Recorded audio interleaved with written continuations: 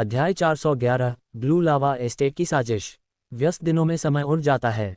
पलक झपकते ही bloody wine flower estate के स्वामी general Crawford को अपने साम्राज्य में लौटे 1 हफ्ता हो गया। नीलामी के सफल समापन के साथ असाधारण रूप से जीवंत व्यापार मेला भी सफलतापूर्वक समाप्त हो गया।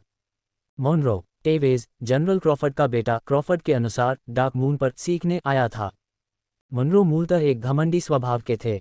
सौभाग्य से क्रॉफर्ड ने आने से पहले उन्हें बार बार बताया था, इसलिए वे सचमुच बहुत संयमित लग रहे थे। एक दोस्ताना युद्ध में डार्क शैडो साम्राज्य के युवा तलवारबाज डार्क मून की प्रतिभाशाली महिला तलवारबाज और वर्तमान फ्लेम लीजन नेता एथेना से पूरी तरह हार गए। इसलिए वे स्वेच्छा से फ्लेम लीजन में एक विशेष सलाहकार बनने के लिए शामिल हुए और बैटल बॉल के प्रशिक्षण में भाग लिया। जल्द ही उन्हें ये रोमांचक खेल बहुत पसंद आने लगा। जनरल क्रॉफर्ड के बेटे के आगमन के अंतराल की तुलना में लोग नीलामी में बिजली की गति से घटित हुए दानव अधिपति महाशक्तियों के बीच रोमांचक युद्ध पर ज्यादा जोश से चर्चा कर रहे थे। ये युद्ध जंगल की आग की तरह फैल गया। दरअसल जो लोग वहां मौजूद नहीं थे उन्होंने ही इसका जीवंत वर्णन किया। जीवंत कथानक और युद्ध के जीवंत दृश्य ऐसे थे मानो उन्होंने इसे स्वयं देखा हो। पूछताछ के बाद नीलामी में पकड़े गए मध्यवर्ती चरण के दानव अधिपति का नाम वानिम था, जो फॉलन एंजल कैपिटल के ज्येष्ठ परिवार टोरो परिवार का ज्येष्ठ था। उसे ओब्सीडियन ने क्रॉफर्ड की हत्या करने और डार्क मून नीलामी को खतरे में डालने का आदेश दिया था। मरने वाला शारू था, जो हूर्न परिवार का ज्येष्ठ था। फॉलन एंजल साम्राज्य के रीजेंट राजा द्वारा एक सहयोगी साम्राज्य के अतिथि स्वामी की हत्या के लिए लोगों को भेजना कोई सामान्य घटना नहीं थी। अगर यह बात सार्वजनिक हो जाती तो इससे साम्राज्यों के बीच संघर्ष भी हो सकता था, जो डार्क मून के लिए अच्छा नहीं था क्योंकि उन्हें विकसित होने के लिए तुरंत समय की आवश्यकता थी। शिया और चेनरुई ने बार बार विचार किया और इस घटना को अस्थायी रूप से छिपाने का फैसला किया ताकि वे ओब्सीडियन को उसके कुकर्मों से डराकर उसे नुकसान से बचा सकें। सही समय आने पर वानिम का प्रमुख शतरंज का मोहरा और भी महत्वपूर्ण भूमिका निभाएगा। हालांकि इस बार राजधानी में लगातार 2 दानव अधिपति स्तर के हथियारों की तैनाती को देखते हुए फॉलन एंजल साम्राज्य की पृष्ठभूमि वाकई असाधारण थी। हो सकता है कि ओब्सीडियन कई दानव अधिपति स्तर के शक्तिशाली लोगों का इस्तेमाल कर सके। यह उचित भी था, अन्यथा ब्लडफॉल की शक्ति से वे सीधे बलपूर्वक किसी साम्राज्य को तहस नहस कर सकते थे। ये दानव अधिपति स्तर के महाशक्तिशाली लोग ओब्सीडियन के सीधे अधीनस्थ नहीं थे, बल्कि वे प्रमुख परिवारों में वनिम और शारू जैसे महाबुजुर्ग थे। जब तक परिवार या साम्राज्य को तत्काल आवश्यकता न हो, वे आसानी से प्रकट नहीं होते थे। हालांकि धन उगाहने के कारण ओब्सीडियन और बड़े परिवारों के बीच मूल संघर्ष और भी तीव्र हो गया था। इसलिए कई बड़े परिवार ओब्सीडियन की आज्ञा नहीं मान सकते थे। इस घटना के भय के साथ ओब्सीडियन फिलहाल कोई जल्दबाजी नहीं करेगा। डार्क मून एस्टेट के 2 आयोजनों की सफलता और डार्क शैडो एम्पायर के ब्लडी वाइन फ्लावर एस्टेट के साथ जुड़वा शहर के समापन की खबर ने पूरे फॉलन एंजल एम्पायर में खलबली मचा दी। डार्क मून की राजकुमारी रॉयल शिया ने हाल ही में 8 साल के लिए राजा का पदभार संभाला है और वह एक ऐसी ही जमीन पर एक पतित संपत्ति का प्रबंधन करती है। यह अभी भी राजधानी के निरंतर दमन और नियंत्रण की स्थिति में है। इस दौरान आसपास की कुछ छोटी और मझोली जागीरें पूंजी जुटाने के लिए जुटाई गई धनराशि की अदायगी न कर पाने के कारण कर बढ़ाने पर मजबूर हो गईं। इससे जागीर में उथल पुथल मच गई। हताश होकर जागीरों के पास बेशर्मी से डार्क मून से मदद मांगने के अलावा कोई चारा नहीं बचा। शिया अब अमीर और ताकतवर मानी जाने लगी थी। उसने मना तो नहीं किया, लेकिन बिना किसी शर्त के पैसे या खाना भी नहीं दिया। इसके बजाय उसने रणनीतिक रूप से डार्क मून के नाम पर सार्वजनिक रूप से मदद करने के लिए विशेष कर्मियों को भेजा। उसने इन रियासतों में व्यवस्था बनाए रखने और डाकुओं का सफाया करने में मदद के लिए सेना भी भेजी। इससे वे डार्क मून पर बहुत निर्भर महसूस करने लगे। उन रियासतों के कई लोग राजकुमारी रॉयल से बहुत प्रभावित थे। कुछ तो गुप्त रूप से डार्क मून के पास चले गए। प्रमुख जागीरों और प्रमुख परिवारों को देय धनराशि जुटाने में देरी करने के रीजेंट ओब्सीडियन के कुख्यात रिकॉर्ड की तुलना में शिया, जिसने धार्मिकता से जागीर की मदद की थी, ज्यादा गौरवशाली लग रही थी। राजधानी सहित फॉलन एंजल साम्राज्य में पहले से ही एक आवाज थी जो धीरे धीरे फैल रही थी। शिया मिडनाइट सन के स्वामी की पोती लूसिफर फॉलन एंजल साम्राज्य की असली राजा है। मिडनाइट सन का वैभव जल्द ही लूसिफर परिवार में फिर से प्रकट होगा। ओब्सीडियन इस बात से बेहद क्रोधित था, लेकिन उस समय वह लाचार था। अब उसका सबसे जरूरी काम धन संग्रह की बड़ी समस्या का समाधान करना था, वरना लोगों का मनोबल और भी कम हो जाता। इस समय कई बड़े परिवारों ने उसके प्रति गहरा असंतोष और संदेह व्यक्त किया था। अगर यह असंतोष बढ़ता गया तो वह पूरे बड़े परिवारों को हटाने का अधिकार खो देगा। एक बार ये परिवार शिया के पक्ष में आ गए तो रीजेंट का पद भी दांव पर लग जाएगा। पहले मेरे आसपास की विरोधी आवाज़ों को खत्म करो, फिर मैं डार्क मून से निपटने पर ध्यान केंद्रित करूंगा। ऑब्सीडियन ने दांत पीसते हुए मन बना लिया। डार्क मून महल का परिषद हॉल। शिया मेज के सामने सिंहासन पर बैठी डार्क डेमन कमांडर इसाबेला की खुफिया जानकारी ध्यान से सुन रही थी। इसाबेला एक पेशेवर होने के लायक थी। उसके नेतृत्व में डार्क डेमन ने बहुत तेजी से विकास किया था। उसने न केवल राजधानी और अन्य ताकतों द्वारा स्थापित जासूसों को हटा दिया था, बल्कि डार्क डेमन के जासूसों ने आसपास की जागीरों में भी सफलतापूर्वक घुसपैठ कर ली थी। शिया ने इसाबेला की प्रतिभा की सचमुच कद्र की। जहां तक अतीत में हुई छोटी मोटी शिकायतों की बात है, तो वह सिर्फ इसलिए थी क्योंकि उनके अपने स्वामी थे। एक सफल स्वामिनी होने के नाते स्वाभाविक रूप से उसे इससे कोई फर्क नहीं पड़ता। रिपोर्ट सुनने के बाद शिया सोच में पड़ गई। ब्लू लावा एस्टेट में लगातार रहस्यमयी घटनाएं हो रही हैं। एस्टेट के बड़ी संख्या में निवासी लापता हैं। घूंघट वाली इसाबेला ने सिर हिलाया और कहा, हाँ, पूंजी जुटाने में कमी के कारण ब्लू लावा एस्टेट के स्वामी के बेटे चांडलर ने अनुचित रूप से एस्टेट के कर बढ़ा दिए हैं, जिससे लोगों का मनोबल गिर रहा है। यहाँ तक कि व्यापक अकाल भी पड़ रहा है। चांडलर ने लगातार कई आदेश जारी किए हैं, जिनमें टाउन ल्यूपिन के निवासियों को, जहाँ से यह गुमशुदगी हुई थी, अन्य स्थानों पर भागने पर प्रतिबंध लगाना आदि शामिल है। इससे एजियोर लीजन के उप कमांडर सुमेन में गहरा असंतोष फैल गया है। वर्तमान में सुमेन ने कुछ सैनिकों को एजियोर लीजन छोड़ने के लिए प्रेरित किया है और स्थिति बहुत तनावपूर्ण है। हालांकि नवीनतम खुफिया विश्लेषण के अनुसार चांडलर शायद किसी के नियंत्रण में है। चेन रूई ने बीच में ही टोकते हुए पूछा, इस विश्लेषण की कितनी संभावना है? जब इसाबेला ने चेन रूई को ठंडेपन से देखा तो उसकी आंखें सिहर उठीं। क्या तुम मेरी विश्लेषण क्षमता पर सवाल उठा रहे हो?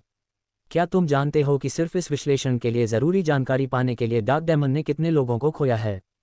इसाबेला उस वित्तीय अधिकारी के घर में नहीं रहती थी, नहीं उसे पता था कि यह इंसान इतना झूठा है। हालांकि वह जानती थी कि उसकी करीबी दोस्त बेटी के उसके साथ अच्छे रिश्ते थे, फिर भी सुशी यानी दुष्ट जादू टोने के इस पिछले शिकार को बहकाने की कोशिश के बाद भी उसके प्रति बहुत उदासीन रही थी। शायद ये सभी इंसानों एक को छोड़कर के प्रति शत्रुता के कारण था। बिल्कुल नहीं। चेन रूई ने इसाबेला की दुश्मनी को नज़रअंदाज करते हुए अपना सिर हिलाया। बस अगर यह फैसला सही है तो हमारी योजना में थोड़ा बदलाव करना होगा। अगला निशाना ब्लू लावा एस्टेट पर होना चाहिए। शिया ने दिलचस्पी दिखाई। पहले मुझे बताओ कि तुम क्या सोचते हो। हमारे मानव जगत के इतिहास में एक ऐसा युद्ध हुआ है। एक छोटे से देश के राजा की बीमारी से मृत्यु हो गई। उसके विश्वासपात्र ने अपने युवा पुत्र को राजगद्दी पर बिठाया। तभी एक सेनापति ने विद्रोह कर दिया और युवा राजा सेनापति से लड़ने में असमर्थ था, इसलिए उसने तुरंत पड़ोसी देश से मदद मांगी। पड़ोसी देश के राजा ने तुरंत सेना भेजकर विद्रोहियों का सफाया कर दिया। हालांकि विद्रोहियों का सफाया केवल पहला कदम था। पड़ोसी देश की सेना ने विद्रोह का मुकाबला करने का बहाना बनाया, लेकिन वास्तव में वे पूरे देश पर कब्जा करना चाहते थे। परिणामस्वरूप युवा राजा को बंदी बना लिया गया और देश भी नष्ट हो गया। चेन रूई ने जिस युद्ध का जिक्र किया वह 5 राजवंशों और 10 राज्यों के काल का एक युद्ध था। जब वुपिंग जिएदुशी के जोहू जिंगफेंग गंभीर रूप से बीमार थे तो उन्होंने अपने विश्वासपात्र अधीनस्थ को 11 वर्षीय जोहू बाओक्वान को सैन्य मामलों की कमान संभालने में सहायता करने के लिए कहा। उन्होंने ये भी कहा कि हिंगजोहू के गवर्नर झांग वेनबियाओ भविष्य में निश्चित रूप से उनके विरुद्ध हो जाएंगे, इसलिए वे यांग शिफान को धर्मयुद्ध के लिए भेज सकते हैं। जोहू जिंगफेंग की मृत्यु के बाद झांग वेनबियाओ ने वास्तव में विद्रोह कर दिया। जोहू बाओक्वान ने यांग शिफान को धर्मयुद्ध का आदेश दिया। साथ ही उन्होंने जिंगनान और सोंग के सम्राट ताइजू झाओकुआंगेन से मदद मांगी। परिणामस्वरूप झाओकुआंगेन ने दिखावे के लिए जोहू बाओक्वान को वुपिंग जिएदुशी नाम दिया, लेकिन उन्होंने अराजकता को शांत करने के लिए इस बहाने का इस्तेमाल किया और हुनान में जिंगनान और जोहू बाओक्वान के कब्जे वाली भूमि पर कब्जा करने के लिए सेना भेज दी। जोहू बाओक्वान स्वयं भी बंदी बना लिए गए। जैसे ही इसाबेला के विचार बदले, उसे समझ आ गया। उसकी आंखें चमक उठीं, मतलब ब्लू लावा एस्टेट ने डार्क मून से मदद मांगी थी। शिया ने भौहें चढ़ाईं। ब्लू लावा एस्टेट अभी हमारी मदद नहीं मांग रहा है। नहीं, हमें अब ब्लू लावा एस्टेट से मदद मांगने वाला एक पत्र मिला है। ये चांडलर ने लिखा है। चेन रूई हल्के से मुस्कुराई। जहां तक अनुरोध की बात है, वह बस डार्क मून से मदद मांगना चाहता था ताकि पूर्व एजियोर लीजन डिप्टी कमांडर सुमेन द्वारा किए गए विद्रोह को दबाया जा सके। हालांकि शिया के विचार इन दोनों षड्यंत्रकारियों जितनी तेजी से नहीं बदले, फिर भी वह थोड़ा बहुत समझ गई और बोली, हमारी शक्ति अब बहुत तेजी से बढ़ रही है और बाहरी लोग भी हमारे पक्ष में हैं। अगर हम इस समय खुलेआम किसी और रियासत पर कब्जा करने के लिए सेना भेज दें तो मुझे डर है कि इससे होने वाले फायदे नुकसान की भरपाई नहीं कर पाएंगे। चेन रूई ने अपना सिर हिलाया और कहा, किसने कहा कि हम ब्लू लावा एस्टेट पर कब्जा करने जा रहे हैं? इसाबेला ने आगे कहा, ये सही है, हम सिर्फ दोस्ती के कारण चांडलर की मदद कर रहे हैं। चेन रूई ने इसाबेला की ओर प्रशंसापूर्वक मुस्कुराया, जिसने ठंडी नज़र से जवाब दिया। एक और खुफिया जानकारी है।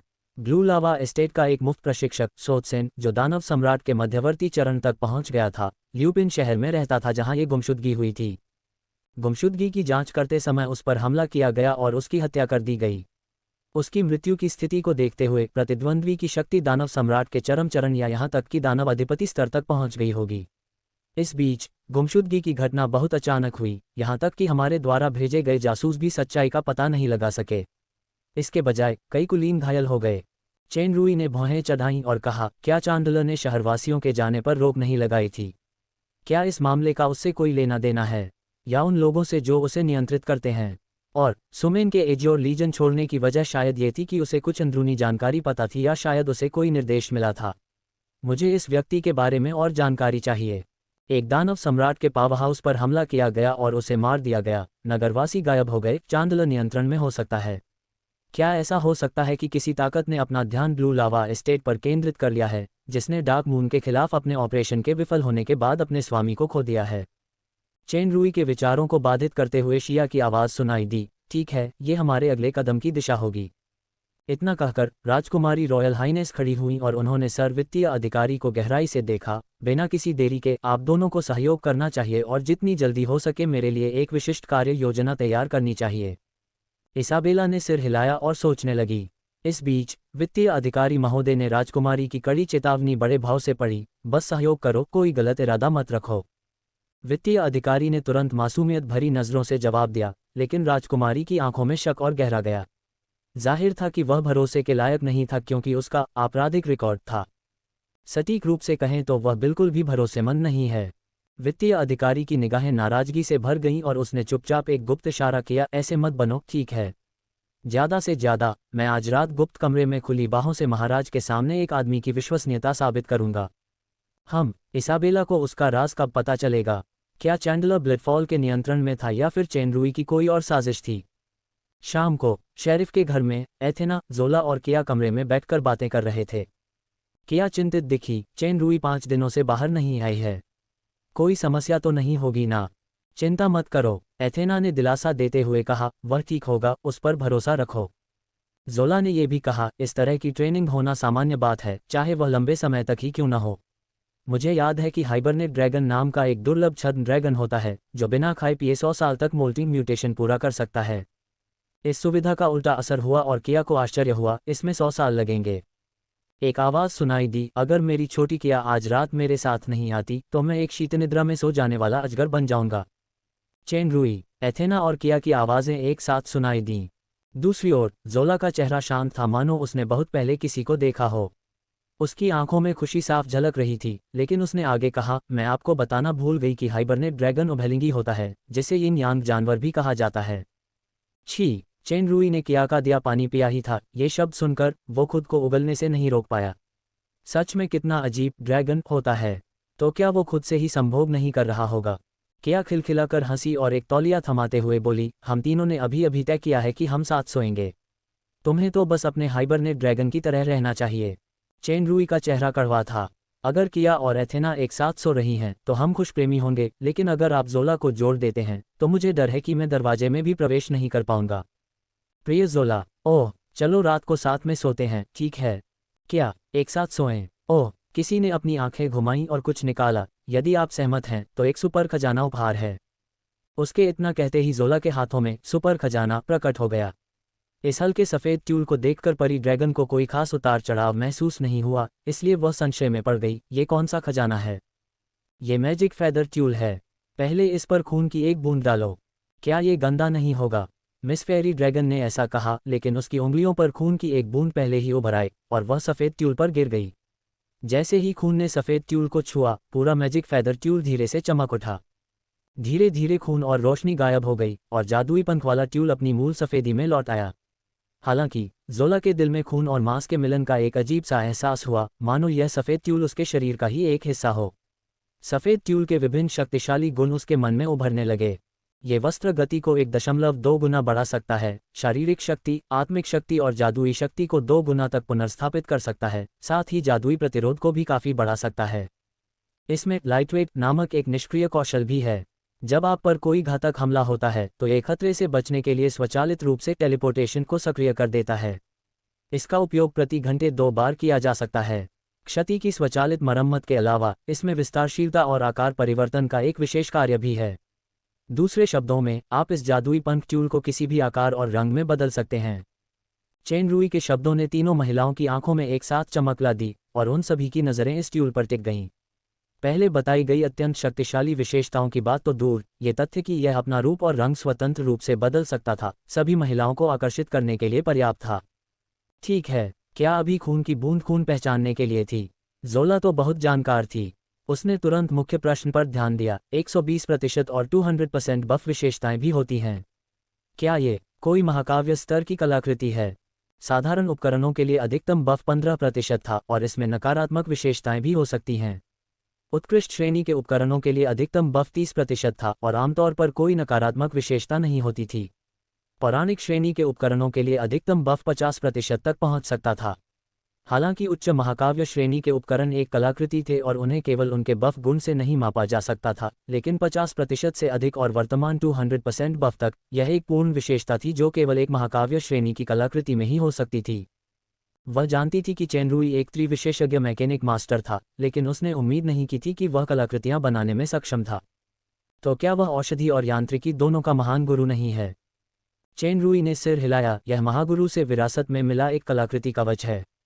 दुर्भाग्य से, मैं इसे केवल विरासत के अनुसार ही बना सकता हूँ। मैं अपनी डिज़ाइन की कलाकृति नहीं बना सकता।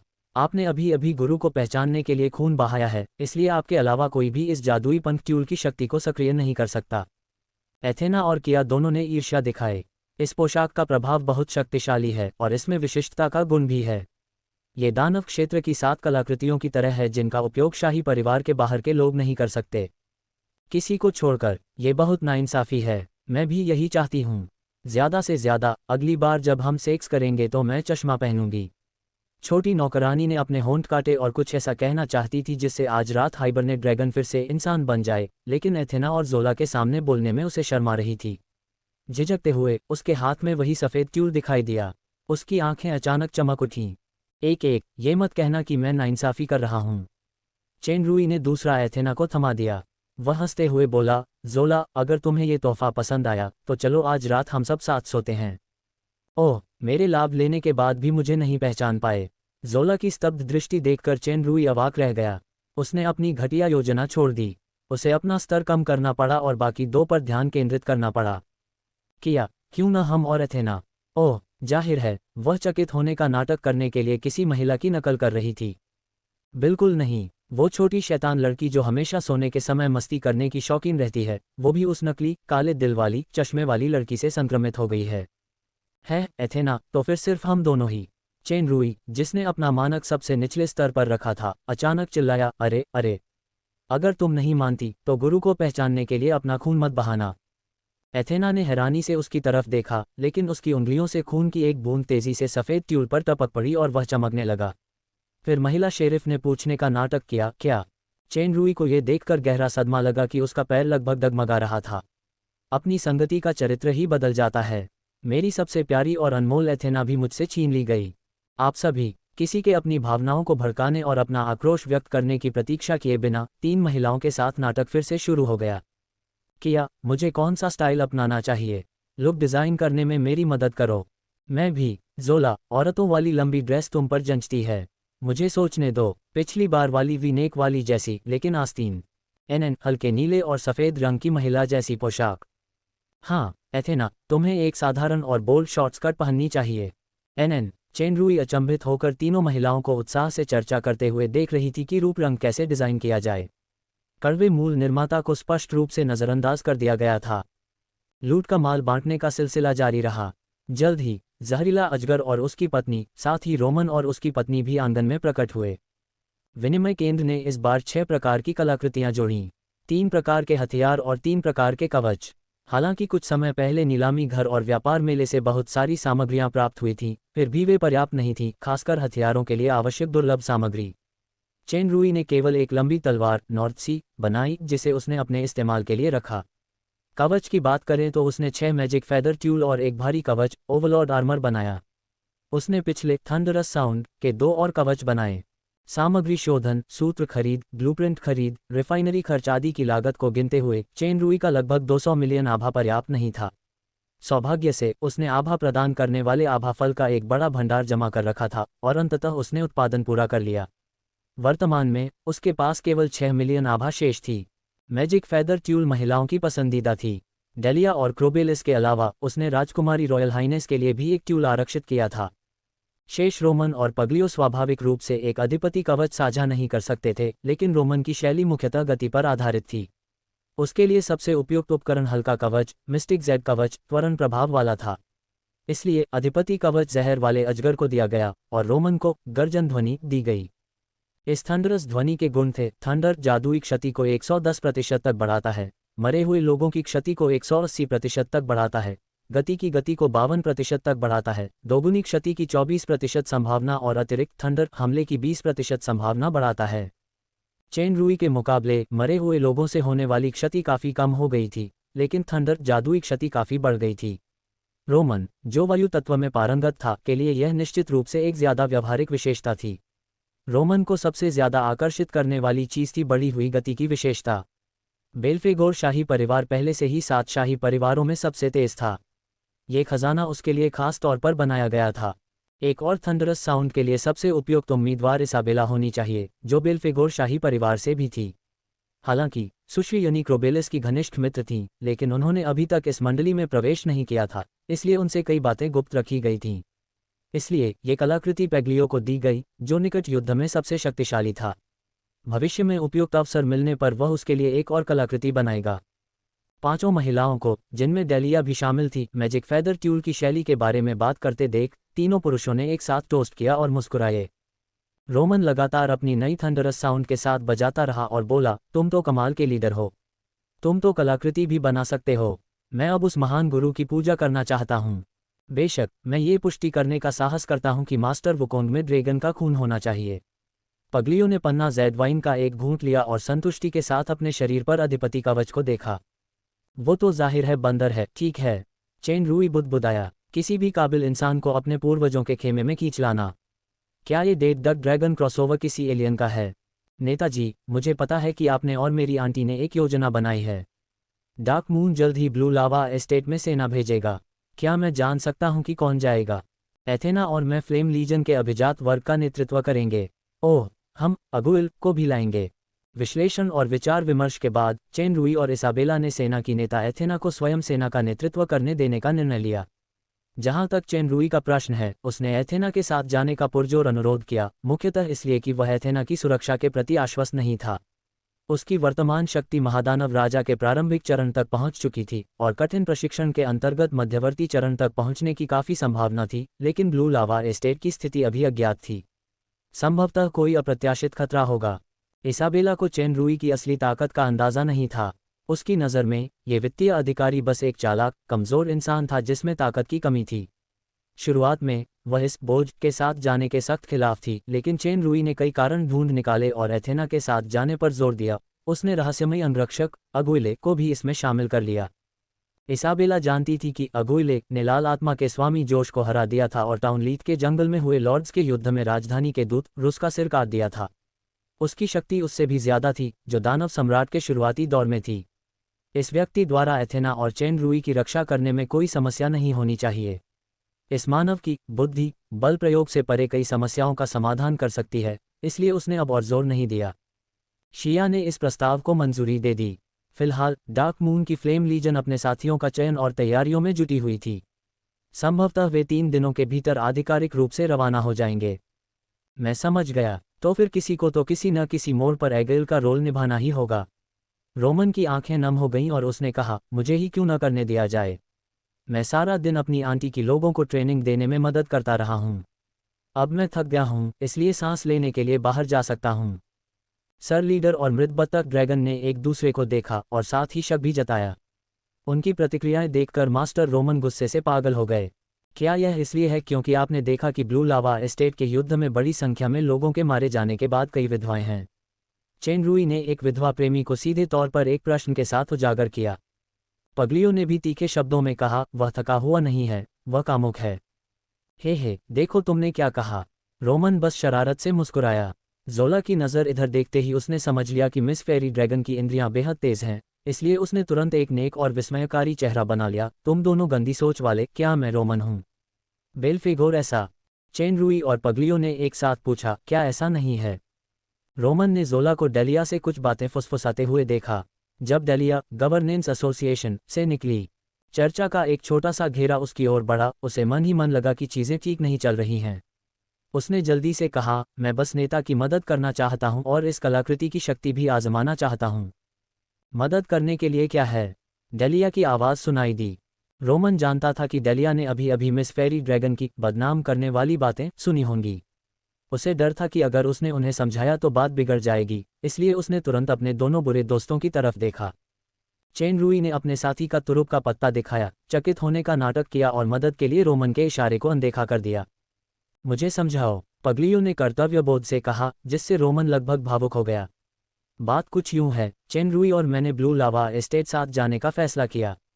इस आदमी की बात, उसने तो बस इतना कहा था कि वह तुम्हारे साथ डार्क डेमन को प्रशिक्षित करने के लिए स्वेच्छा से रुकेगा। एक पल में मास्टर रोमन की नज़रें काफ़ी दिलचस्प हो गईं। मास्टर पॉइजन ड्रैगन ने रोमन की उदास नज़रों को अनदेखा कर दिया और मुस्कुरा दिया। पिछली बार तुमसे किसने कहा था कि एक इंसान का आदर्श जीवन बताओ? तुम्हारे बड़े मुंह वाले ड्रैगन। इसके अलावा लिटिल बेटी ने हाल ही में मुझ पर बहुत सख्ती बरती है। मैं कब से बाहर जाकर सांस लेना चाहता था। वे तीनों समान रूप से दयनीय थे।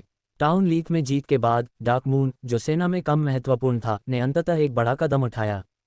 उन्होंने ब्लू लावा एस्टेट के दक्षिण में सेना भेजी। यदि लॉर्ड्स के युद्ध में रेड स्पिरिट लॉर्ड जोश के पास अभी भी अपने उत्तराधिकारी जोसेफ की मृत्यु के लिए एक बड़ा कारण था, तो ब्लू लावा एस्टेट, जिसने संयुक्त रूप से सेना भेजी थी, अनुचित रूप से डार्क मून के दुर्भाग्य का लाभ उठा रहा था। जब मिडनाइट सन के स्वामी ने गुस्से में ब्लू लावा एस्टेट के लॉर्ड टाइटन का सिर काटना चाहा, तो शिया के पिता ग्रिम क्राउन प्रिंस ने ही उनकी जान बचाने में कोई कसर नहीं छोड़ी। नतीजतन टाइटन, लॉर्ड ग्रिम और लॉर्ड शिया की 2 पीढ़ियों पर कृपालु दिखाई दिया, लेकिन उसने गुप्त रूप से डार्क मून की आबादी और संसाधनों की तस्करी की। इस बार उसने रेड स्पिरिट एस्टेट के साथ सेनाएं भेजी, जिससे साफ जाहिर हुआ कि वह एक कृतघ्न दुष्ट था जिसने दया का बदला कृतज्ञता से दिया। हालांकि डार्क मून ने बदला लेने के लिए ब्लू लावा एस्टेट में सेना नहीं भेजी थी, बल्कि इसलिए कि पूर्व blue lava estate Lord Titan के बेटे और वर्तमान में अस्थायी लॉर्ड चांडलर ने हाल ही में डार्क मून राजकुमारी रॉयल शिया को मदद का अनुरोध करते हुए एक पत्र भेजा था। पत्र में दावा किया गया था कि ब्लू लावा एस्टेट अब भारी मुश्किलों का सामना कर रहा है। राजधानी ने धन उगाहने के पैसे का एक भी सफ़ेद क्रिस्टल सिक्का नहीं लौटाया है। लोगों पर अकाल का खतरा मंडरा रहा था और सुमेन जैसा विद्रोही भी मुसीबतें खड़ी कर रहा था। इसलिए उसने राजकुमारी शिया से मदद के लिए सेना भेजने और कुछ आर्थिक मदद देने की विनती की। चांडलर के पत्र में यह भी स्पष्ट रूप से उल्लेख किया गया था कि भले ही ब्लू लावा एस्टेट ने डार्क मून को नाराज किया हो, फिर भी 1 लाख लोगों का खून और ब्लू लावा एस्टेट के पूर्व स्वामी टाइटन की मृत्यु इस कुकृत्य की भरपाई के लिए पर्याप्त थी। उसने राजकुमारी शिया से अनुरोध किया कि वह लोगों की भलाई के लिए ब्लू लावा एस्टेट को इस कठिन परिस्थिति से उबरने में मदद करे। Blue lava estate dark moon की आज्ञा मानेगा। ये पहले से ही आत्मसमर्पण का संकेत था। अगर 4 सबसे बड़ी संपदाओं में से एक, blue lava estate, dark moon के सामने आत्मसमर्पण कर दे, तो इसका असर निश्चित रूप से उन छोटी और मध्यम संपदाओं के कुल योग से कहीं ज्यादा होगा। राजकुमारी रॉयल शिया ने काफ़ी देर तक विचार किया और अंततः ब्लू लावा एस्टेट की मदद के लिए सेना भेजने का फैसला किया। इससे पहले डार्क मून ने आसपास की छोटी छोटी एस्टेट्स को बार बार सहारा और मदद दी थी। चांडलर के पत्र के अलावा डार्क मून के इस कदम से आसपास के इलाके में कोई खास हलचल नहीं मची। डार्क मून ने इस बार गैरिसन गार्ड की एक विशिष्ट सेना भेजी, जिसका नाम अब फ्लेम लीजन रखा गया। लीजन लीडर एथेना कुल 10,000 सैनिकों की व्यक्तिगत कमान संभाल रही थीं। वित्तीय अधिकारी चेन रुई भी इस सूची में शामिल थे। वे अस्थायी रूप से सैन्य सलाहकार की भूमिका निभा रहे थे। उनका मुख्य कार्य ब्लू लावा एस्टेट की अर्थव्यवस्था और व्यापार में सुधार लाना था।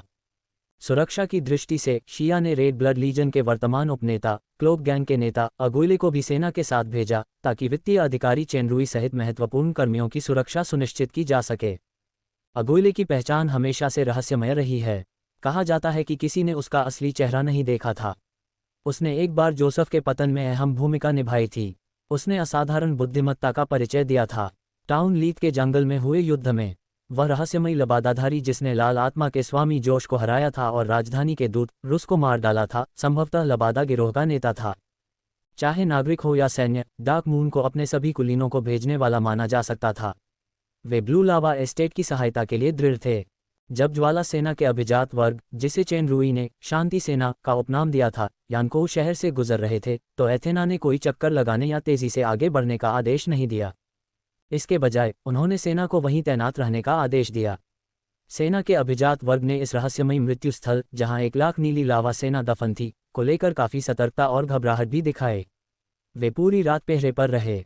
हालांकि रात में सफ़ेद कोहरा भयावह था और बीच बीच में भयानक जानवर दहाड़ रहे थे, लेकिन सौभाग्य से कोई बदलाव नहीं हुआ। अगले दिन सेना फिर से यात्रा पर निकल पड़ी। इन कुलीन सैनिकों को पहले पास की छोटी सी जागीर में डाकुओं का सफाया करके प्रशिक्षित किया गया था, फिर इस बार साहस प्रशिक्षण के बाद, इसलिए उनके अनुभव और मौन समझ में सुधार हुआ था। बेशक एथेना ने यानकोह शहर में रहना न केवल सेना के साहस को प्रशिक्षित करने के लिए चुना था, बल्कि यह मुख्यतः गुर्दाम की वजह से था। चेन रूई इस बार गुरादम की मरे हुए सैनिकों को हथियारबंद करने के लिए ढेर सारे उपकरण लेकर आया था। उनमें से कई तो उत्कृष्ट श्रेणी के उपकरण भी थे। जब लाशों के जादूगर ने इन उपकरणों को देखा तो उसकी आंखें आश्चर्य से चमक उठीं। साधारण युद्ध की अवधारणा में मरे हुए सैनिकों का इस्तेमाल भीड़ की रणनीति और तोपों के चारे के रूप में किया जाता था। कुलीन सशस्त्र बल जैसी कोई अवधारणा पहले कभी नहीं रही थी। ये निश्चित रूप से गुरादम की नई मरे हुए सैनिकों की वजह से था, लेकिन ज्यादातर इसलिए क्योंकि उसके गुरु ने उसे महत्व दिया था, या इसे सम्मान कहा जाना चाहिए। खास तौर पर इस सम्मान की नींव तब पड़ी जब वह अजगर उस समय के दानव अधिपति के चरम स्तर की भयानक शक्ति तक पहुंच गया था। हालांकि चेन रूई ने यह स्पष्ट रूप से नहीं कहा, लेकिन दानव सम्राट के चरम पर मौजूद शव जादूगर ने जहरीले अजगर की सांसों को साफ महसूस किया था, जिससे वह कांप रहा था। नहीं, वह 2000 साल पहले से भी ज्यादा भयानक लग रहा है। ब्लू लावा एस्टेट की पूरी 1 लाख सेना मरे हुए प्राणियों में तब्दील हो चुकी थी। उनमें से दानव सम्राट के शुरुआती दौर का मल्लोका भी सबसे शक्तिशाली कुलीन आतंक योद्धा बन गया था। दानव सम्राट के मध्यवर्ती दौर में ब्लू लावा एस्टेट के स्वामी टाइटन के मामले में रूपांतरण के दौरान कुछ गड़बड़ हो गई थी। हालांकि सल्फा द्वारा प्रदान किए गए उन्नत पिशाच निर्माण रहस्यों की बदौलत टाइटन एक पिशाच में तब्दील हो गया। गुर्दाम सल्फा की प्रतिभा का बहुत प्रशंसक था, इसलिए उसने उसे सेवक के रूप में स्वीकार करने का निश्चय किया। दुर्भाग्य से उसने चेन रूई के साथ पहले ही एक गुरु अनुयायी अनुबंध पर हस्ताक्षर कर दिए थे और किसी अन्य व्यक्ति के साथ अनुबंध पर हस्ताक्षर नहीं कर सकता था। उसने चेन रूई को सल्फा को सेवक के रूप में स्वीकार करने का प्रस्ताव दिया। चेन रूई के 5 सितारा विकास में अपग्रेड होने के बाद उसका आध्यात्मिक लिंक भी अपग्रेड हो गया। समानता लिंक 4 स्लॉट से बढ़कर 5 हो गया था। वर्तमान में केवल पगलियो ही था। अधीनस्थ अनुबंधों की संख्या 12 से बढ़कर 15 हो गई थी।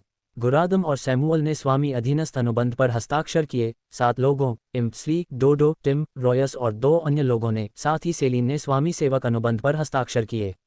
अब जब सल्फा को जोड़ दिया गया था तो 10 लोग बचे थे। अभी भी 5 रिक्त स्थान थे। कठपुतलियों के लिए अभी भी 2 स्थान थे। अब कनिता और स्नोडेन थे। एक तरह से इन दोनों की भूमिकाएं थोड़ी बहुत दोहराई गई थीं, लेकिन फिलहाल बदलाव की कोई जरूरत नहीं थी। आध्यात्मिक लिंक न केवल अनुबंध का विस्तृत आरेख प्रदान करता था, बल्कि इसमें लिंक संवर्धन फंक्शन भी था। चेन रूई अब एक 5 सितारा स्टार लॉर्ड था, इसलिए संवर्धन उपलब्ध था। इसे 2 प्रकारों में विभाजित किया गया था, स्टार स्तर संवर्धन और युद्ध संवर्धन। स्टार स्तर की वृद्धि स्थायी थी। सिर्फ एक स्टार वृद्धि के लिए 100,000 विश्वास क्रिस्टल की आवश्यकता थी, जबकि युद्ध वृद्धि अस्थायी थी और इसके प्रत्येक उपयोग के लिए 100 विश्वास क्रिस्टल की आवश्यकता थी। वर्तमान सुपर सिस्टम में नीले ग्रह की जनसंख्या अभी भी बहुत कम थी और विश्वास क्रिस्टल की वृद्धि धीमी थी। इसके अलावा विश्वास स्तंभ में प्रतिदिन एक क्रिस्टल अपने आप बढ़ता था। कुल मिलाकर केवल 300 से कुछ ज्यादा क्रिस्टल थे। चेन रूई हमेशा से सबसे मजबूत रॉयल स्टार ट्रांसफॉर्मेशन युद्ध कौशल के साथ प्रयोग करना चाहता था, लेकिन उसकी आस्था आभा जितनी मजबूत नहीं थी, इसलिए वह इसे पाने के लिए कुछ खास सामग्रियों को रूपांतरित नहीं कर सका। वह बस बहाव के साथ चल सकता था।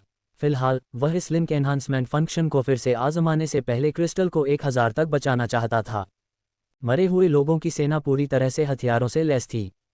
साधारण तोपों के कंकाल स्वाभाविक रूप से निम्न श्रेणी के उपकरणों से सुसज्जित थे, जबकि कुलीन सैनिक उच्च श्रेणी के उपकरणों से सुसज्जित थे, जिनमें से कई जादुई उपकरण थे।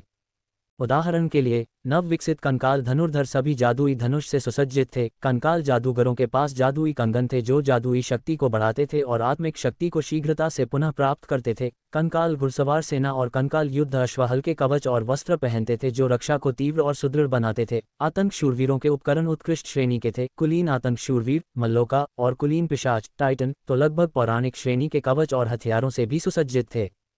शक्तिशाली हथियारों से लैस मरे हुए सैनिकों की सेना का सामना करते हुए गुरदाम बेहद उत्साहित था। गुरु का वादा सच में झूठ नहीं है। ये उपकरण मानक सेना से अलग नहीं हैं। चेन रूई ने लाश के जादूगर को एक अर्ध पौराणिक लबादा और एक पौराणिक जादू की छड़ी दी, साथ ही 2 अतिरिक्त उत्कृष्ट श्रेणी के जादुई उपकरण भी दिए। उपकरणों का संयोजन बहुत ज्ञानवर्धक था। हालांकि जादुई उपकरण केवल उत्कृष्ट श्रेणी के थे, लेकिन वे लाश के जादूगर को अपने जादू को स्थिर करने और समग्र उपकरणों की शक्ति को अधिकतम करने में मदद कर सकते थे, जिससे गुरदाम की आत्मिक शक्ति और काले जादू की शक्ति में बहुत वृद्धि हुई। पारंपरिक मरे हुए जादूगर सेना को नियंत्रित करने के लिए आत्मिक शक्ति का उपयोग करते थे, जबकि गुरदाम आत्मा श्रृंखला जैसी एक स्वनिर्मित गुप्त तकनीक का उपयोग करता था। वह नियंत्रणों की संख्या में काफी वृद्धि कर सकता था, लेकिन ये तकनीक आत्मिक शक्ति के आधार से भी अविभाज्य थी। चेन रूई के पास अब उपकरण होने के कारण उसकी अपनी जादुई शक्ति में वृद्धि के साथ साथ मरे हुए सेना को नियंत्रित करने की उसकी क्षमता भी काफी मजबूत हो गई थी। उसने तुरंत सच्ची ईमानदारी और प्रशंसा के साथ अपना आभार व्यक्त किया। सेना यानकोह शहर से होते हुए डार्क मून के सबसे दक्षिणी हिस्से सोटो शहर तक पहुंच गई। वहां अब एक नई रक्षा पंक्ति तैनात हो गई थी। एथेना ने सोटो शहर की रक्षा कर रहे रक्षकों का अभिवादन किया और फिर 10,000 सैनिकों के साथ दक्षिण की ओर आगे बढ़ी। वे शान से ब्लू लावा एस्टेट की सीमा में प्रवेश कर गए। ब्लू लावा एस्टेट का सबसे उत्तरी अवरोध टाउन पैसा था। एक स्काउट ने सूचना दी, टाउन पैसा युद्ध के लिए तैयार है। सभी जादुई ढालें सक्रिय हैं। सुसज्जित ज्वाला सेना की तुलना में पैसा नगर के रक्षकों को केवल जर्जही कहा जा सकता था। उनमें से कई के पास कवच या हथियार भी नहीं थे। उनके पास केवल साधारण हथियार या कृषि उपकरण ही थे। जाहिर है, उनमें से ज्यादातर सामान्य सैनिक नहीं थे। लॉर्ड्स के युद्ध के बाद ब्लू लावा एस्टेट के ज्यादातर कुलीन लोग मर चुके थे। इसके अलावा अस्थायी लॉर्ड चांडलर अयोग्य था। उसने बेरहमी से कर वसूला, जिससे आंतरिक अशांति फैल गई और लोगों का मनोबल गिर गया। टाउन पैसा का सैन्य भुगतान 2 महीने से बकाया था। सैनिक भाग गए। यह महत्वपूर्ण स्थान, जहां आमतौर पर भारी सैनिक तैनात रहते थे, अब नियमित संख्या के 10वें हिस्से से भी कम रह गया था। भले ही जादुई घेरे अभी भी प्रभावी थे, लेकिन डार्क मून के हजारों कुलीनों के सामने वे किसी कीचड़ भरी दीवार से ज्यादा मजबूत नहीं थे। कृषि औजारों के साथ नगरवासी महापौर ओल्ड रेयान के नेतृत्व में स्वतःस्फूर्त रूप से रक्षा में भाग लेने के लिए आ गए। चूंकि ब्लू लावा एस्टेट ने कृतज्ञतापूर्वक डार्क मून पर आक्रमण किया था, इसलिए डार्क मून के कुलीनों का अब जवाबी कार्रवाई करना उचित ही था। डार्क मून के 1 लाख सैनिकों को नष्ट करने के क्रूर तरीकों के साथ एक बार नगर में घुसपैठ हो जाने पर शायद सभी नगरवासी मारे जाएंगे। औरत और बच्चा पलायन की कोशिश कर रहे थे। चूंकि दुश्मन सेना बहुत तेजी से आ रही थी, इसलिए उन्हें पहले समय निकालना होगा। ज्यादातर राक्षस बहादुर और निर्दयी थे। चूंकि उन्हें वैसे भी मरना ही था, इसलिए अपनी पत्नी और बच्चों के लिए दुश्मन से लड़ना ही बेहतर था। पैसा नगर के शत्रु सैनिकों और नागरिकों को देखकर घोड़े पर सवार एथेना के माथे पर बल पड़ गए। ज्वाला सेना की शक्ति से पैसा नगर का सफाया करना मुश्किल नहीं था। हालांकि इस बार सैनिकों का भेजा जाना तथाकथित उपनिवेशीकरण और हत्या के लिए नहीं था, बल्कि मदद के लिए था। यदि इस प्रथम पड़ाव को ठीक से नहीं संभाला गया तो बाद में अधिक कठिनाइयों और यहां तक कि अनावश्यक नुकसान का भी सामना करना पड़ सकता है। अच्छी तरह प्रशिक्षित और हथियारों से लैस डार्क मून आर्मी ने पैसा शहर के रक्षकों और निवासियों पर भारी दबाव डाला। हर किसी के दिल में भयानक चिंता और भय व्याप्त था। धनुष पकड़े एक निवासी के कांपने पर एक तीर तुरंत छूटकर फ्लेम लीजन के सामने गिर पड़ा। हालांकि उसका निशाना चूक गया, लेकिन ये पहले से ही एक स्पष्ट उकसावे की बात थी। फ्लेम लीजन के कुलीन सैनिकों ने प्रबल युद्ध भावना दिखाई और कमर कस ली। लीजन की नेता एथेना का आदेश सुनते ही वे हमला करने के लिए तैयार हो गए। 1 मिनट रुको, चेन रूई की आवाज समय पर सुनाई दी। क्या चेन रूई उन्हें आत्मसमर्पण के लिए मनाने की कोशिश कर रहा था? अगर वे भविष्य में ब्लू लावा एस्टेट पर कब्जा करने वाले थे तो यह अच्छा होगा। अप्रत्याशित रूप से चेन रूई का पहला वाक्य युद्ध रोकने के लिए नहीं, बल्कि भड़काने के लिए था।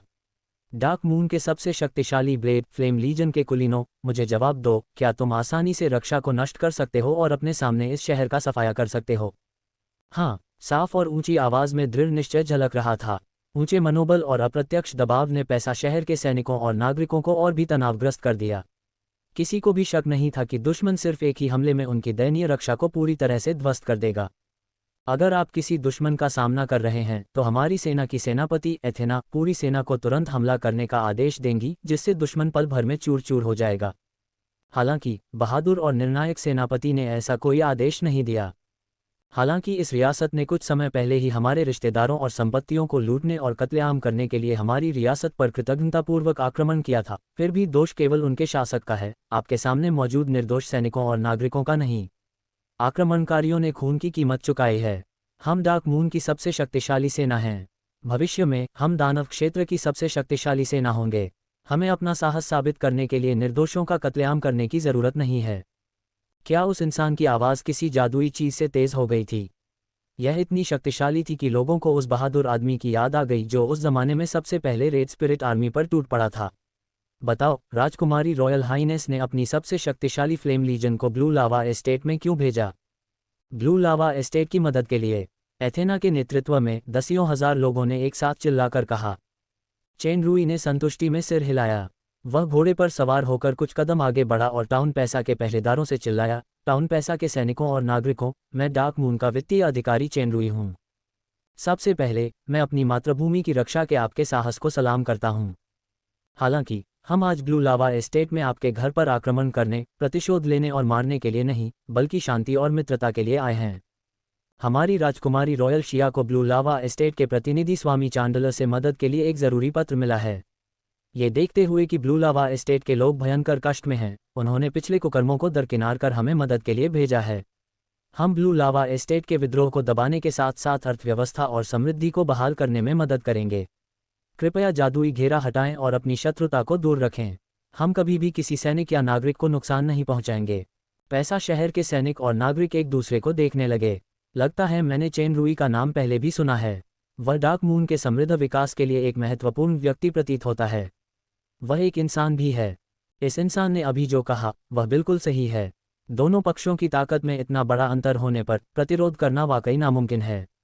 ऐसे में दूसरा पक्ष हमारी कमज़ोर रक्षात्मक शक्ति को पूरी तरह से कुचल सकता है। वह इतना कुछ कहने की जहमत क्यों उठाएगा? कोई भी मरना नहीं चाहता था।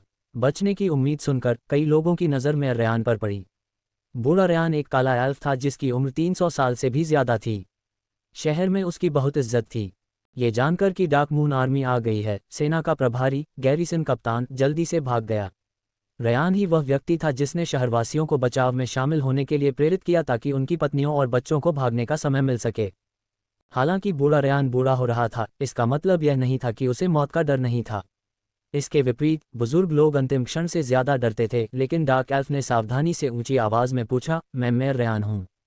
महोदय, आपने कहा था कि सर लॉर्ड ने आपको ब्लू लावा एस्टेट में मची अराजकता को शांत करने में मदद करने का जिम्मा सौंपा है, लेकिन हमें सर लॉर्ड का आदेश क्यों नहीं मिला? मेयर रयान, क्या आपको लगता है कि ब्लू लावा एस्टेट की वर्तमान अराजक स्थिति को देखते हुए आदेश समय पर आ पाएगा? चेन रूई ने अपना सिर हिलाया और कहा, आपके सर लॉर्ड ने स्वयं कठिन मुसीबतों का सामना किया है, अन्यथा वह उस पड़ोसी से मदद मांगने के लिए खुद को नीचा नहीं दिखाते जिस पर उन्होंने हाल ही में हमला किया था। डार्क एल्फ मेयर ने कुछ देर सोचा और कोई जवाब नहीं दिया। जादुई घेरा हटाना प्रतिरोध को पूरी तरह से त्यागने के बराबर होगा। अगर विरोधी पक्ष आक्रामक हो जाए तो यह भयानक सेना बेशर्मी से सबको मार सकती है, लेकिन अगर मैं जादुई घेरा नहीं हटाऊंगा तो मैं स्वामी के आदेश की अवहेलना कर रहा हूं। दूसरा पक्ष अभी भी बेशर्मी से मार सकता है, ज्यादा से ज्यादा मैं बस थोड़ा सा प्रतिरोध बढ़ा रहा हूं। समस्या यह है कि औरतें और बच्चे ज्यादा दूर नहीं भागे हैं। चेन रूई ने देखा कि दूसरा पक्ष चुप है तो उसने कहा, हम यहाँ पिछले झगड़े की परवाह किए बिना सच्ची दोस्ती के साथ हैं। हम अनावश्यक खून खराबा और संघर्ष नहीं देखना चाहते। इसे साबित करने के लिए जब आप जादू के घेरे से बाहर निकलेंगे तो मैं अब अकेले ही प्रवेश करूंगा। इसका मतलब तो बंधक बनने की पहल करना ही है। डार्क मून आर्मी के जीतने की अच्छी संभावना होने के बावजूद इस मानव वित्तीय अधिकारी ने इतना नासमझी भरा और जोखिम भरा कदम उठाया। क्या ऐसा हो सकता है कि लॉर्ड चांडलर ने सचमुच उनसे मदद मांगी हो? चेन रूई की ख्याति अब धीरे धीरे फॉलन एंजल साम्राज्य में फैल गई है। हालांकि यह इंसान शक्तिशाली नहीं है, फिर भी वह डार्क मून की राजकुमारी शिया का सबसे भरोसेमंद वित्तीय अधिकारी और फ्लेम लीजन की नेता एथेना का प्रेमी है। कई फ्लेम लीजन सैनिक लीजन लीडर एथेना को देख रहे थे। हालांकि प्रतिद्वंद्वी कमजोर है, लेकिन सर फाइनेंसर की कार्रवाई बहुत जोखिम भरी है। डार्क मून में 1 लाख ब्लू लावा एस्टेट सैनिक मारे गए। कौन गारंटी दे सकता है कि जो लोग कड़ी दुश्मनी दिखाते हैं वे क्या करेंगे? हालांकि लीजन लीडर एथेना के हाव भाव दृढ़ और स्थिर थे। उसका अपने प्रेमी को रोकने का कोई इरादा नहीं था। जब बूढ़े रेयान ने चेन रुई को अपने घोड़े पर सवार होकर अकेले आते देखा तो उसने तुरंत सैनिकों से जादुई घेरा हटाने को कहा। चेन रुई चौकी में दाखिल हुआ और सैनिकों और नागरिकों को देखा जो अभी भी हैरान और संशय में थे। उसने कहा, सब लोगों, आप सबके चेहरों पर मुझे डर, घबराहट और छिपी हुई नफरत दिखाई दे रही है।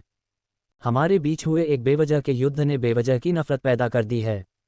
यह नफरत कुछ समय के लिए तो शायद न भूलने वाली हो, लेकिन चूंकि मरे हुए लोग तो पहले ही मर चुके हैं, इसलिए जिंदा लोगों को बेहतर जिंदगी जीनी चाहिए। इस बार मध्यरात्रि सूर्य के स्वामी के वंशज राजकुमारी रॉयल शिया के आदेशानुसार आओ और नफरत दूर करने की ईमानदारी से ब्लू लावा एस्टेट की मदद करो। हम ब्लू लावा एस्टेट को अराजकता और अकाल से बाहर निकालेंगे और उसकी पूर्व स्थिरता और समृद्धि को बहाल करेंगे, ठीक वैसे ही जैसे हमने अन्य एस्टेट्स की मदद की थी।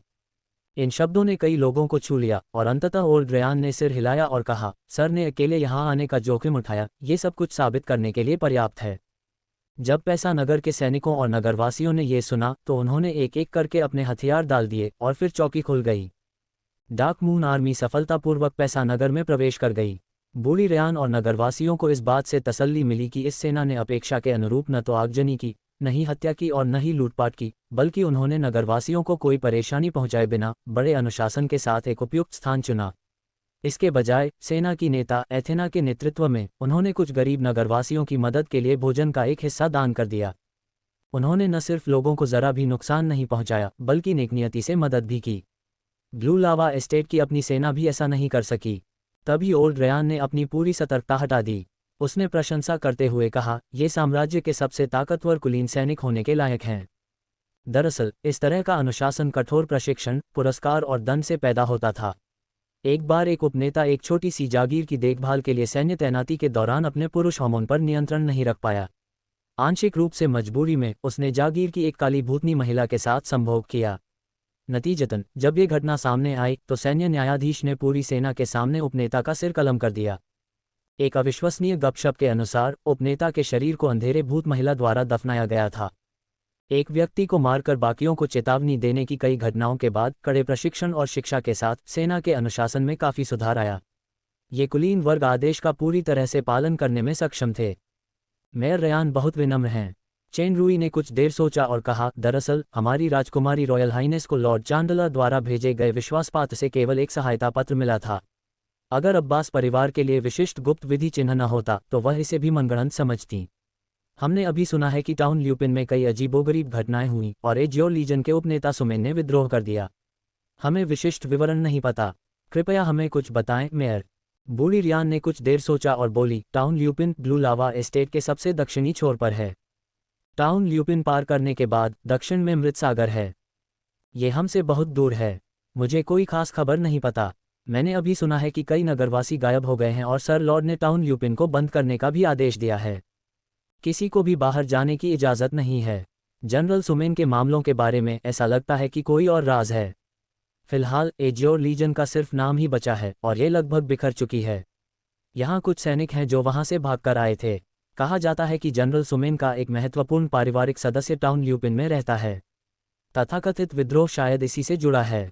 चेन रुई ने ओल्ड रेयान से कुछ और सवाल पूछे और जो जवाब उसे मिले वे डार्क डेमन की खुफिया जानकारी जैसे ही थे, लेकिन ओल्ड रेयान और कुछ नगरवासियों के बीच हुई बातचीत से पता चला कि टाइटन के अत्यधिक कर और टैक्स जब वह सत्ता में था तब से ही काफ़ी गंभीर थे। चांडलर का अत्यधिक कर अब और भी दयनीय हो गया था। संपत्ति में असंतोष को शांत करने के लिए चांडलर ने एक क्रूर दंड का प्रावधान किया। वह अपने अस्थायी स्वामी पद की प्रतिष्ठा और प्रतिष्ठा को मजबूत करने के लिए खूनी तरीकों का इस्तेमाल करना चाहता था। हालांकि इस तरीके का कुछ हद तक उल्टा असर भी हुआ। शहरवासियों की प्रतिक्रिया और सुमेन के एजियोर लीजन से जाने को देखते हुए सुमेन ने न सिर्फ लीजन से भागने का फैसला किया बल्कि यह एक सच्चा विद्रोह भी था। शायद और भी लोग इससे प्रभावित हुए होंगे। जब बूढ़ी रियान चेन रुई से बात कर रही थी तभी एक सैनिक अचानक खबर देने आया कि कस्बे में बड़ी संख्या में जहर खाए हुए लोग अचानक आ गए हैं। उनके शरीर काले और सूजे हुए थे और वे बेहोश थे। कुछ डार्क मून सैनिक भी ऐसे ही थे। शायद किसी ने पास के पानी के स्रोत में जहर मिला दिया था। अफवाहें थीं कि डार्क मून आर्मी का कोई सदस्य चुपचाप शहर के सभी लोगों को जहर देना चाहता था। इस समय सच्चाई से अनजान कई शहरवासियों ने बैरक को घेर लिया था। बूढ़ी रियान और चेन रुई दोनों दंग रह गए। वे जल्दी से बाहर निकले और देखा कि बाहर लोगों की एक बड़ी भीड़ घिरी हुई है। कुछ गुप्त इरादों वाले लोगों के उकसावे में शहरवासी चिल्ला रहे थे कि डार्क मून के लोग ब्लू लावा एस्टेट से बाहर निकल जाएं। सब चुप हो जाओ, बूढ़ी रेयान जोर से चिल्लाए। बूढ़े मेयर डार्क एल्फ की प्रतिष्ठा ने शोरगुल को शांत कर दिया। अगर डार्क मून की सेना सचमुच हमें तबाह करना चाहती है तो उन्हें हमें जहर देने की ज़रूरत नहीं है। उनके अपने सैनिकों को भी जहर दिया जाता है। बूढ़ा रेयान चिल्लाया। दरअसल वह टाउन पैसा की खातिर कुछ और सोच रहा था। अगर डार्क मून सचमुच इस वजह से दुश्मनी पर उतर आया और हमला कर दिया तो शहरवासियों को ही नुकसान होगा। एक के बाद एक इसी तरह जहर दिए जा रहे सैनिकों को देखकर शहरवासी चुप रहे। कोई भी ऐसी मूर्खतापूर्ण योजना नहीं बनाएगा जिससे उनके सबसे प्रतिष्ठित सैनिकों की भी जान चली जाए।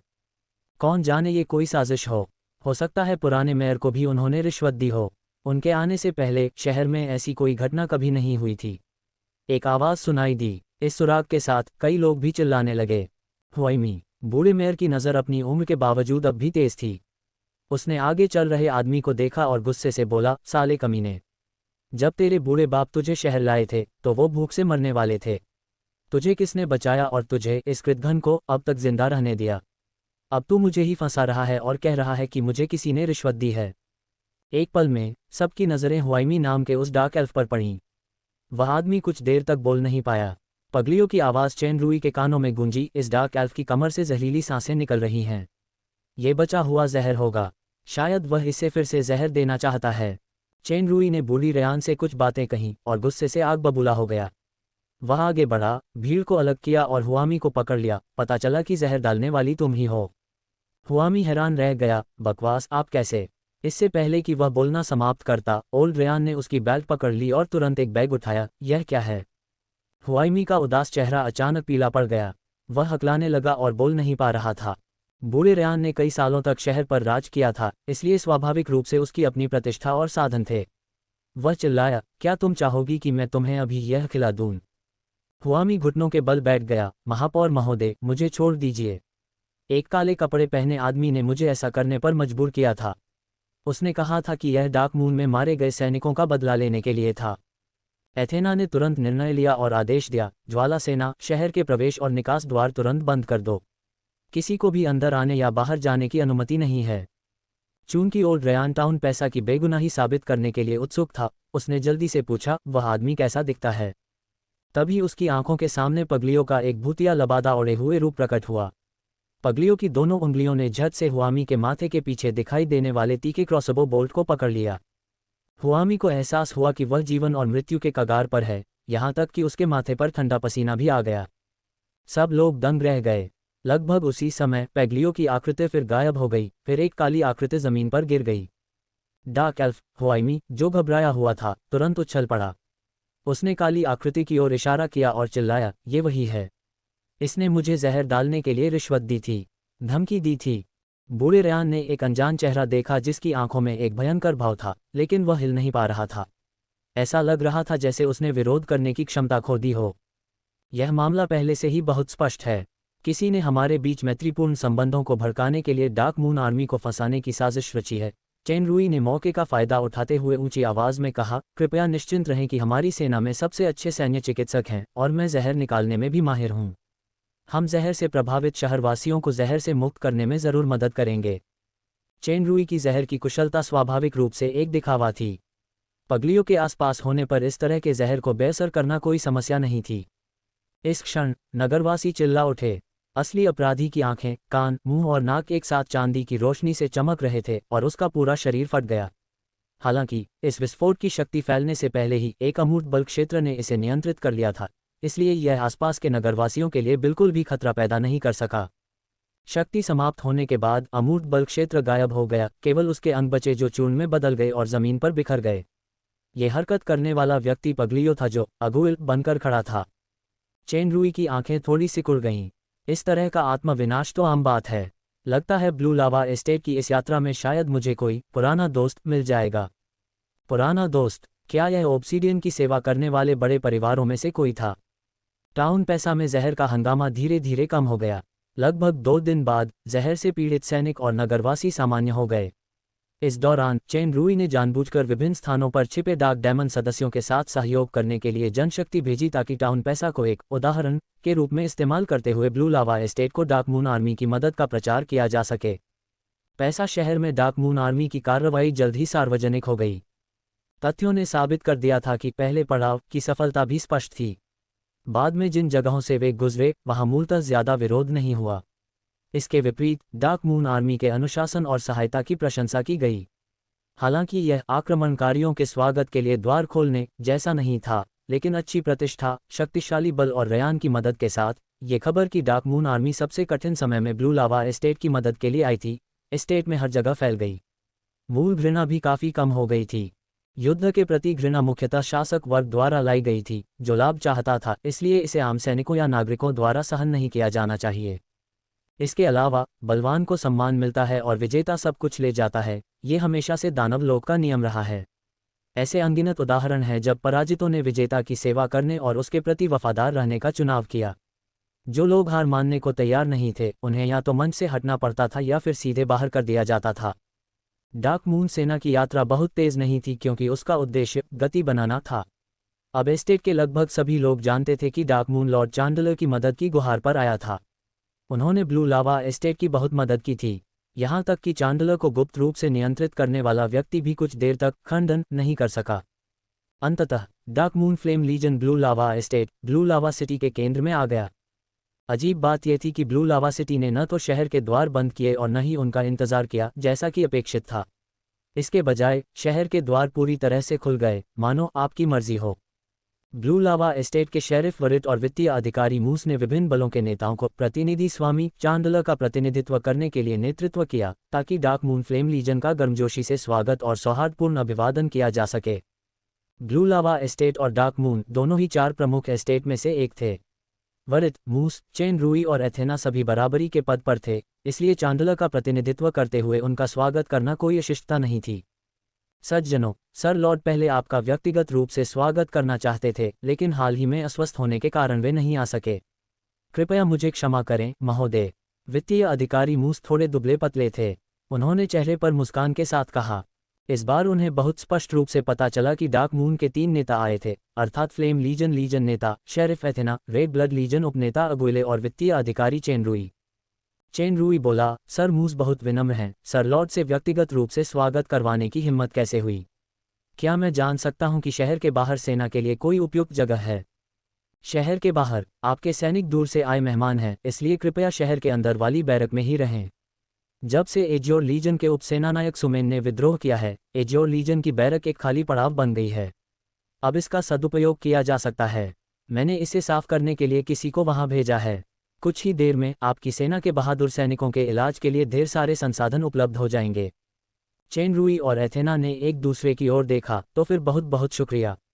वैसे मैं डार्क मून के मास्टर एल्दास से फार्मेसी सीख रही हूँ, अब मैं इसमें काफ़ी पारंगत हो गई हूँ। एथेना, तुम सेना को व्यवस्थित करने के लिए बैरक में रहो, मैं अभी सर अगुइले के साथ सर लॉर्ड से मिलने जाऊंगी। चेन रूई ने बातचीत या अनुरोध का लहजा नहीं अपनाया, बल्कि सीधे निर्णय लेने का भाव दिखाया। ये मूस एक पल के लिए झिझका। शेरिफ वरिट, जो बगल में खड़ा था, ठंडी सांस ली। जैसे ही वह बोलने वाला था, मूस की निगाहों ने उसे रोक दिया। वित्तीय अधिकारी मुस्कुराया और बोला, मास्टर एल्दास एक औषधि निर्माता हैं जो पूरे साम्राज्य में प्रसिद्ध हैं। अगर राजधानी की औषधि निर्माता प्रतियोगिता स्थगित न की जाती, तो बहुत संभव था कि वह पूरे दानव क्षेत्र के सबसे शक्तिशाली निर्माता बन जाते। चूंकि सर चेन रूई को उनकी सच्ची शिक्षाएं मिली हैं, इसलिए आपको भी गुरु स्तर पर होना चाहिए, लेकिन हमने कई औषधि निर्माताओं को आमंत्रित किया है और उनमें से कोई भी सर स्वामी को ठीक नहीं कर सकता। चूंकि सर दूर से आए हैं और इतने उत्साही हैं, इसलिए आपकी कृपा को अस्वीकार करना मुश्किल है। फिर मुझे सर को परेशान करना होगा। चूंकि वह वैसे भी मना नहीं कर सकता था, तो उसने चेन रूई की तारीफ करने के लिए भी यही कहा। ऐसा लग रहा था कि मूस वाकई लोगों से घुलने मिलने में माहिर था। चेन रूई ने सिर हिलाया और मूस व अन्य लोगों के साथ स्वामी के निवास की ओर चलने से पहले एथेना से कुछ बातें फुसफुसाईं। पगलियो, जो अगुल का वेश धारण किए हुए था, स्वाभाविक रूप से उसके ठीक पीछे चल पड़ा। रास्ते में चेन रूई ने जानबूझकर पूछा, एजियोर लीजन के जनरल सुमेन के साथ क्या हो रहा है? रास्ते में हमने बहुत सारी अफवाहें सुनी, लेकिन हमें घटना की असली कहानी कभी पता नहीं चली। मूस ने समझाया, सुमेन ने सर लॉर्ड के आदेश की अवहेलना की और बिना अनुमति के सैनिकों के साथ भाग गया। उसे एजियोर लीजन से हटा दिया गया है। अब पूरी रियासत उस गद्दार की तलाश में है। चेन रूई के बोलने से पहले वरित ने ठंडे स्वर में कहा, जनरल सुमेन गद्दार नहीं है। वरित, तुम? मूस झुंझलाया, चाहे जो भी हो, सर लॉर्ड की अवज्ञा करना विद्रोह है। सर लॉर्ड ने इसकी आधिकारिक घोषणा कर दी है। वरित ने नाक भान सिकुड़ी और फिर कुछ नहीं बोला। स्वामी के महल पर कड़ी सुरक्षा थी। मूस के इरादे जाहिर करने के बाद पहरेदार अंदर गए और सूचना दी। थोड़ी देर बाद वे बाहर आए और डार्क मून के मेहमानों को अंदर आने का इशारा किया। मूस, वरित और कई परिवार के प्रतिनिधियों ने चेन रूई को स्वामी के भवन में ले गए। लॉबी में चेन रूई की मुलाकात ब्लू लावा एस्टेट के प्रतिनिधि स्वामी चांडलर से हुई, जिन्हें राजधानी द्वारा आधिकारिक तौर पर नियुक्त नहीं किया गया था। चांडलर टाइटन का इकलौता बेटा था और स्वामी का निर्विवाद उत्तराधिकारी भी। वह लगभग 20 साल का लग रहा था, लेकिन स्वामी का चेहरा बहुत पीला था।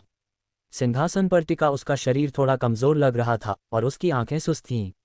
उसकी आंखों के नीचे 2 गहरी थलियां और थका हुआ चेहरा, ऐसा लग रहा था कि, जैसा कि मूस ने कहा था, वह मामूली बीमार नहीं था। चेन रूई और पगलियों ने थोड़ा झुककर कहा, डार्क मून के वित्तीय अधिकारी चेन रूई और रेड ब्लड लीजन के उपनेता अगुइले सर लॉर्ड को नमस्कार करते हैं। चेन रूई, लगता है मैंने इस नाम के बारे में सुना है। क्या तुम डार्क मून से हो? चैंडलर के शब्द स्पष्ट रूप से कमजोर थे। उसने फिर पूछा जैसे उसे कुछ याद आ गया हो। हालांकि ब्लू लावा एस्टेट और डार्क मून के बीच हाल ही में एक अप्रिय अनुभव हुआ था। मुझे समझ नहीं आ रहा कि तुम दोनों ब्लू लावा एस्टेट क्यों आए।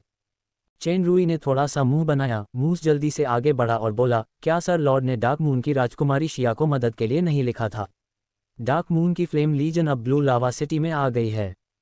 क्या डार्क मून आर्मी के कुलीन ब्लू लावा एस्टेट पहुंच गए हैं? चांडलर की आंखों का कोहरा अचानक घबराहट में बदल गया। जल्दी सुमेन को दुश्मन का सामना करने के लिए बुलाओ। सर लॉर्ड, आप फिर भूल गए कि आपने जनरल सुमेन को देशद्रोही घोषित कर दिया है और वह इस समय भाग रहा है। मूस ने चेन रूई और पगलियों की ओर देखा। सर, चेन रूई और सैनिकों को विद्रोह को दबाने में हमारी मदद के लिए भेजा गया है। डार्क मून आर्मी से विद्रोह को दबाने के लिए कहो। चांडलर हैरान होकर बोला, मुझे याद क्यों नहीं आ रहा।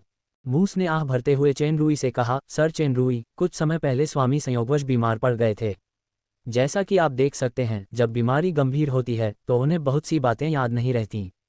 हमने कई औषधि शास्त्रियों को उन्हें ठीक करने के लिए बुलाया, लेकिन कोई फायदा नहीं हुआ। मुझे नहीं पता कि सर के पास कोई उपाय है भी या नहीं। चेन रूई को पहले ही पता चल गया था कि चांडलर को वाकई कोई समस्या है। वह उस समय चुप रहा। अगर चोट मामूली है तो एक्सचेंज सेंटर से मिलने वाली ग्रैंड मास्टर स्तर की दवा ही काफ़ी है, लेकिन मुझे डर है कि चांडलर की बीमारी आम दवा से ठीक नहीं हो सकती। इस समय शेरिफ वरित ने कहा, सर चेन रूई, आपने कहा था कि डार्क मून को सर लॉर्ड से मदद का एक पत्र मिला था, लेकिन सर लॉर्ड की वर्तमान स्थिति को देखते हुए इस मामले की प्रामाणिकता अभी भी सवालों के घेरे में है। मुझे उम्मीद है कि आप अनावश्यक गलतफहमी से बचने के लिए संबंधित सबूत पेश कर सकते हैं। ये वाक्य बोलते ही परिवार के कई प्रतिनिधियों की नज़र चेन रूई पर पड़ी। चेन रूई ने चांडलर की हालत देख ली थी, इसलिए वह मन ही मन तैयार था। उसने बिना किसी हड़बड़ी के एक पत्र निकाला। ये पत्र उस समय लॉर्ड चांडलर के विश्वासपात्र ग्राहम ने डार्क मून को भेजा था। इसमें अब्बास परिवार की अनोखी वंशावली भी है। जब वरित ने पत्र लिया और उसे देखा तो उसके चेहरे पर संदेह के भाव थे। परिवार के कई प्रतिनिधि भी पत्र की विषय वस्तु और वंश चिन्ह को ध्यान से देखने के लिए इकट्ठा हुए और उन्होंने चुपके से सिर हिला दिया। ग्राहम चांडलर के विश्वासपात्रों में से एक था। कुछ समय पहले कई लोग गायब हो गए थे और ग्राहम उनमें से एक था। दरअसल ये व्यक्ति पहले ही मर चुका था और मरने से पहले ही डार्क डेमन के सदस्यों ने उसे खोज लिया था। चेन रूई ने जानबूझकर इस नाम का इस्तेमाल किया था और उस अनोखे वंश चिन्ह के साथ किसी को भी इस पर शक नहीं हुआ।